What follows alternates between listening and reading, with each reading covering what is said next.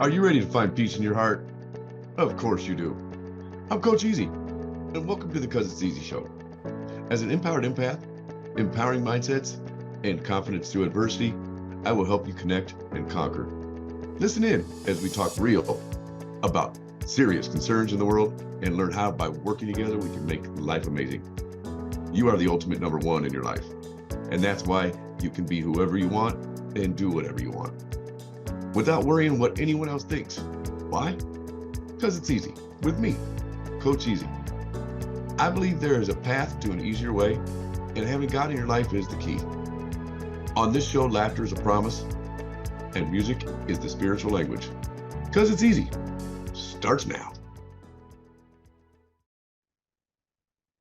Welcome, everybody. Coach Easy.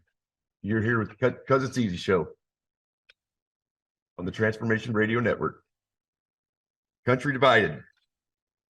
But first, let me tell you that my show's basically about empowering people and giving them confidence to make their life amazing. Be able to do whatever they want, have anything they want. A lot of times that just comes with confidence. But we're gonna kind of shift a little bit today because something that's been bothering me only because I have so much care, I guess, love in my heart, if you want to call it that. Kind of cheesy, I know, but that rhymes with easy, right? No, but country divided. And it's kind of sometimes a sore subject, but it needs to be addressed. And no better person than me to address it, because I literally do care about everybody. So you could name 10 things right now that's causing us to be divided one way or another in this country. And we need to find some more love in our hearts, man. We need to find some more empathy, because we all have a story, right? We all have a reason why we're either not happy with one person or the other. And if you really, I don't even care what your God is. I'm not going to push any kind of religion on you, but I'm sure everybody, but maybe a few, has somebody they worship or answer to, right? That's one of the things we're given, is our right to, worship. And, constitutional rights, right to worship, right to travel, right to earn money, all that good stuff. And I think we've gotten off track because of the specific politics involved. And that's silly, because it don't matter at the end of the day who we hate. And we really shouldn't hate anybody. I don't hate anybody, but people that don't like either Biden or people don't like Trump, it's kind of really silly, because in all essence, we're who's in charge. They all work for us, honestly. And when at the end of the day, who's going to be there for you? Your brother you're mad at, your cousin you're mad at, even maybe your spouse. And we're mad for really silly things because we all want the same thing, don't we? Now I'm sure there's a few things that people aren't happy about, but take yourself back. I don't know how old you are, but for me, Gen X, right? I could go back a long ways. I won't go that far back for you because I'm old. But I know that 20 years ago, I never saw anything like this. This is a completely different thing that I've ever been experiencing. Literally, people hate Biden, people hate Trump, right? I don't remember ever seeing this kind of a person hating one particular president at all.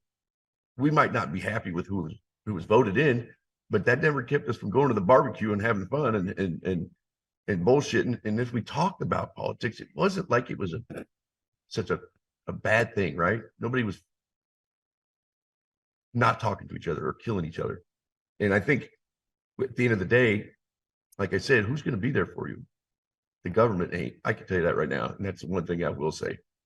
It doesn't matter who's in there. You're on your own for the most part. The only thing we can do is try to,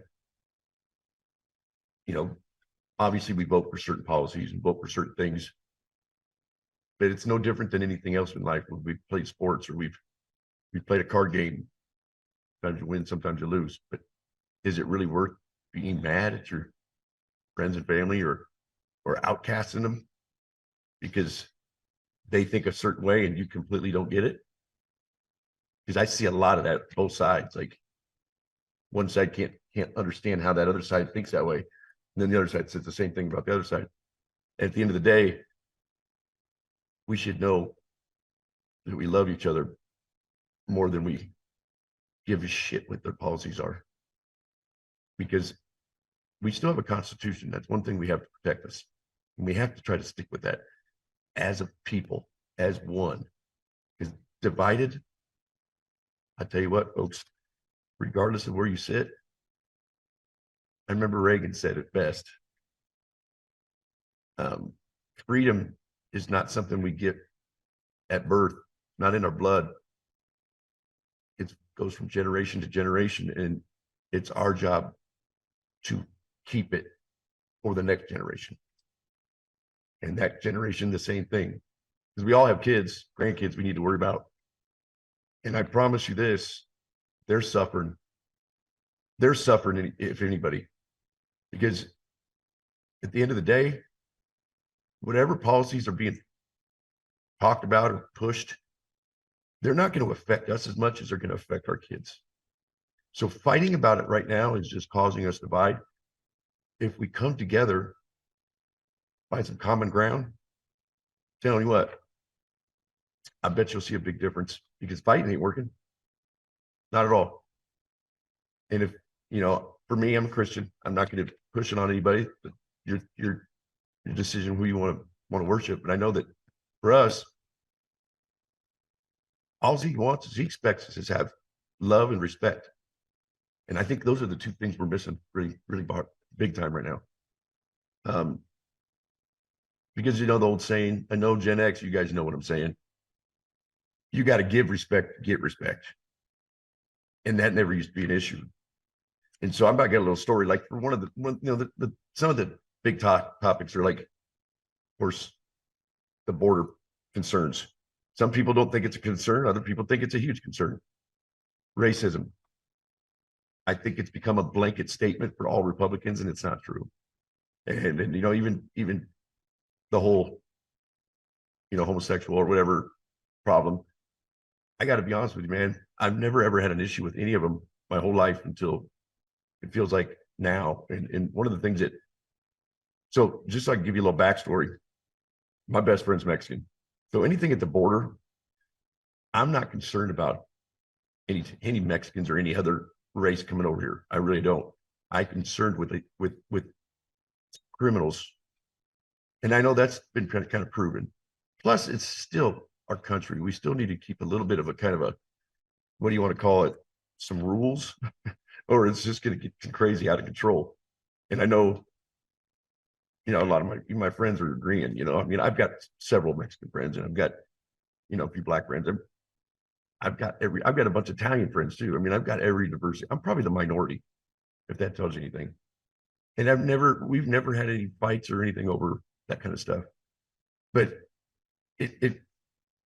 for Gen X, they're going to know what I'm saying here. So, like, think about this. I was in fourth grade. That would have been, it's a long time ago. Fourth grade. I would say that was, what would that be? 80, about 80. That's how old I am. About 80, maybe 82, around that area. I got bussed over to a predominantly black neighborhood, maybe a few Hispanics, but they got bussed over to my neighborhood for first through third, kindergarten through third or whatever. And even then, it was never discussed. Like, it was never an issue. And here's even to go farther.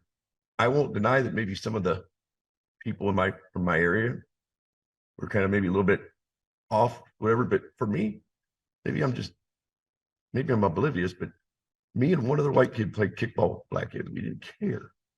I just want to play kickball. And from then on, I've never looked at anybody's skin.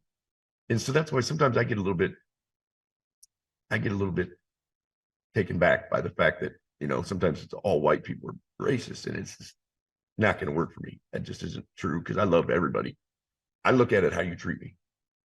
And especially, and then with the Hispanics at the border, ain't got nothing to do with their race. Because actually I've seen every single race you could probably think of at that border. I mean, from what I've seen from the news, but you got white people, Asian people, Ecuador. I mean, it's not just Hispanic people. There's all kinds of people down there. But that's an issue because a lot of them, if they don't get documented, then we don't know where they went. And I know there's been some high crime. I mean, I even got stats on it. There's been a lot of high crime. They've said that crimes increased across the country. Like 10, what was it? I have it right here, but it was like 10 times, not 10 times, like 2 times. But that's neither here nor there. I don't have to be perfect on that. But the fact of the matter is it's also cost the taxpayers about $65,000 a person. And I don't know about you guys, but I feel kind of bad for homeless people. Because that's increased too. We've got a lot of middle class people that are homeless now. The economy's really hurt everybody. And I mean, I even had a moment there where luckily I had a friend, but I was homeless last summer, about 2 months. And I was so out of my element because I've always had my own place, always had a good job, always made decent money. I would say right there about middle class. And for the first time in my life, I was, oh shit, because my mom passed away in 2020. That would have been somewhere I would have gone, right? Opened the door. She'd love to have me. But I found myself with, whoa, where am I going? And that shouldn't be the case. As a country, we should be prospering a lot better than we do. And I know that maybe you don't want to hear this, but I know some things that I probably can't say because, sometimes they censor you, but like, I know, for instance, God never intended us to be struggling. That was never, ever supposed to happen. And we've had a lot of struggles with just in general people. It seems like a lot of the upper class, and then there's the lower class, the middle class is falling apart. And that's what the heart and soul of this country is the middle class guys. And I think we could all make the middle class get back to where we need to be if we didn't fight and divide, you know what I mean? Because that's what they want you to do. They want us to fight. They want us to be divided.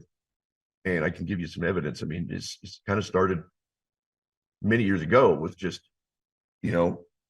obviously segregation stuff, that how it kind of started. And then that's another story that's never been told, is that after the Civil War, there was still a particular party that was not treating blacks very well, burning their houses and killing and all that good stuff. And the other party was helping. That's kind of when the NRA was introduced. And it was so they could get guns and stuff for blacks, so they had the ability to defend themselves and their properties. And a lot of Republicans, one of the parties, a lot of them passed away, unfortunately. It was like 500,000. And from then on, it's kind of like after Martin Luther King and everything, we had a good time. We had a lot of things that people were doing well. I mean, I think the country was doing well. We had our ups and downs. Reagan was pretty good. And it's really come down to a lot of things. They promise what they're going to say they're going to do, and then they don't do it. We're going to get more into that, though. We're going to take a little quick break. And we'll be back here at the Transformation Radio, because it's EaZy show. Coach EaZy. Be back here real soon.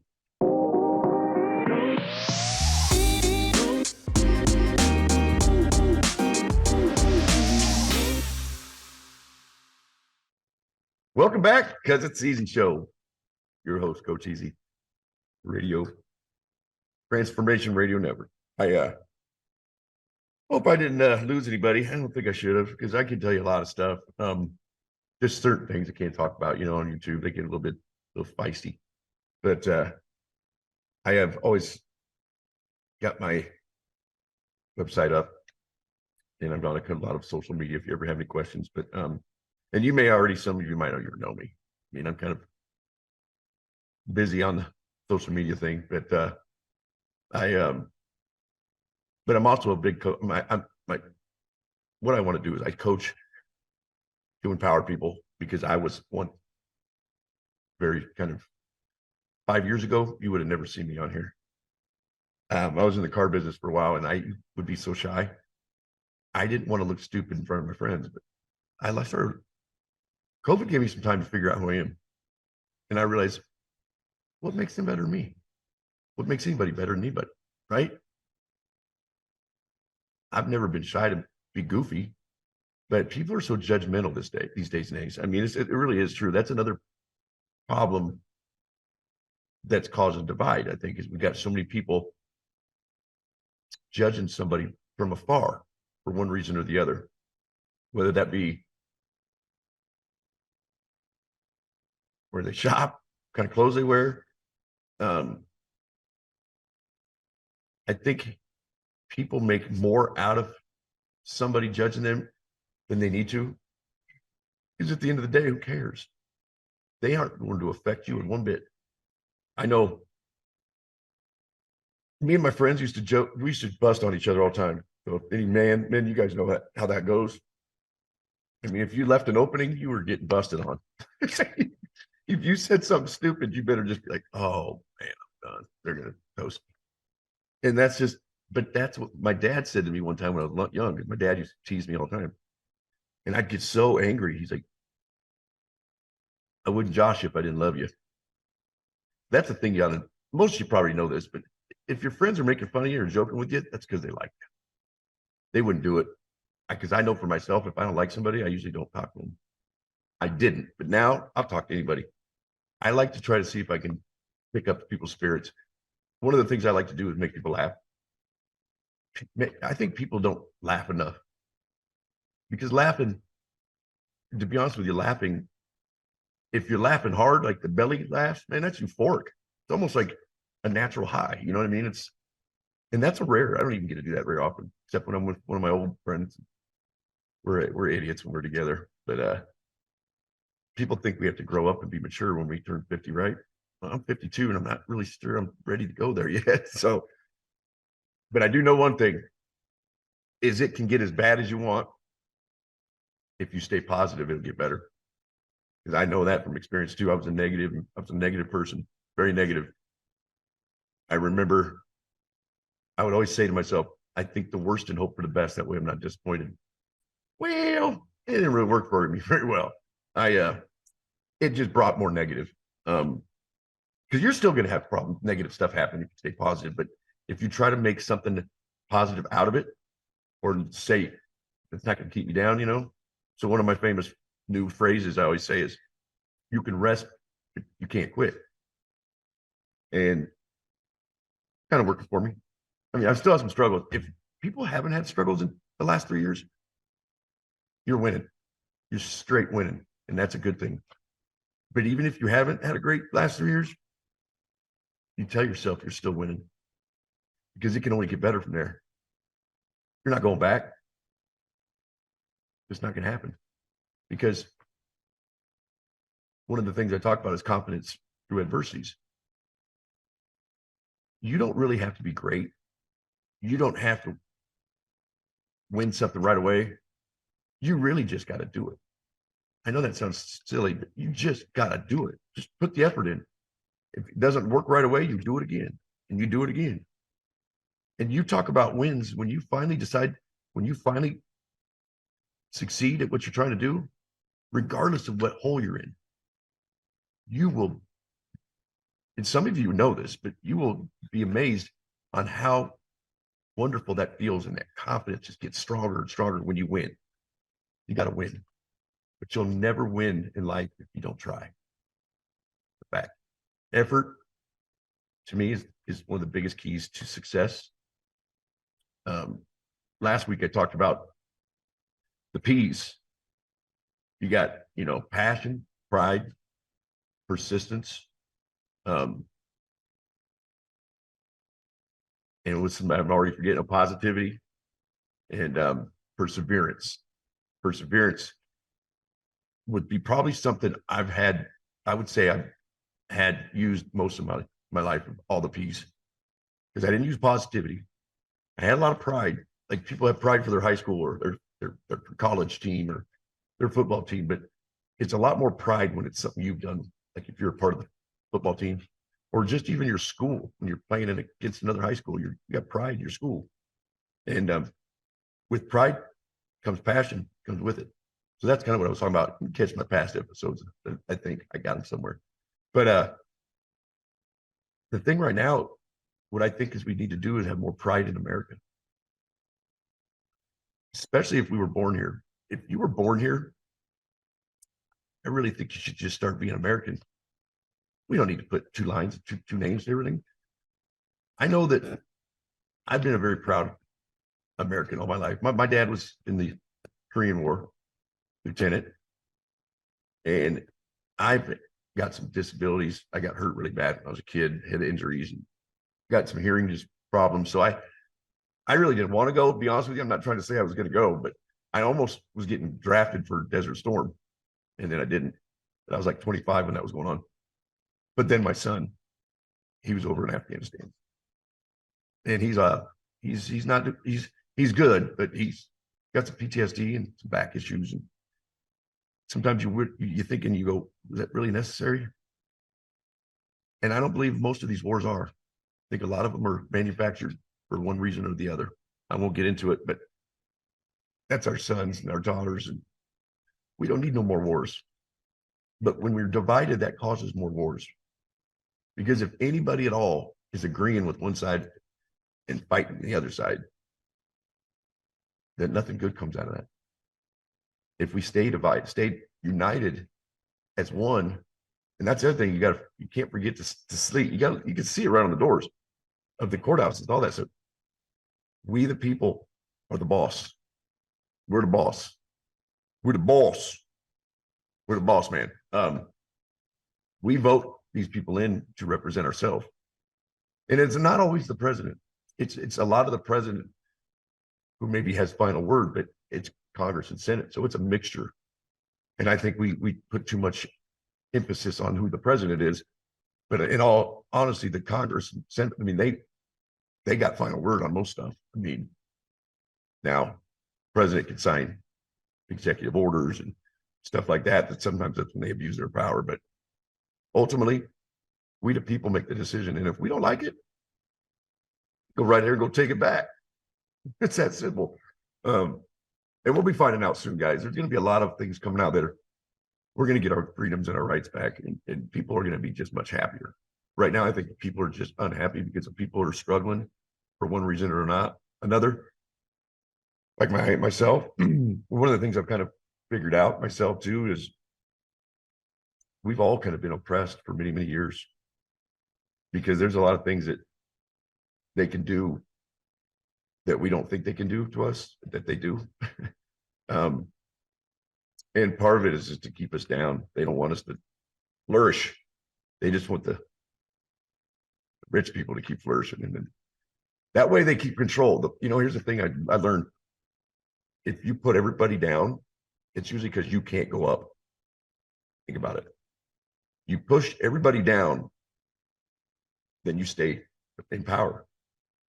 Good leaders and good people and great, what do you want to say, leaders of the world or whatever you want to call it, if they can rise, then they don't have to push you down. And what makes you rise is by making the country better, by putting the right people in the right places. That's what a leader's good at. You can delegate. That makes you better. Delegation by a leader is important. I've always said that. If you rule by iron fist, my way or the highway, you'll never succeed. That's what Napoleon did. That's what bad people did. And they end up losing. They're not winners. Winners always do what's best for their people.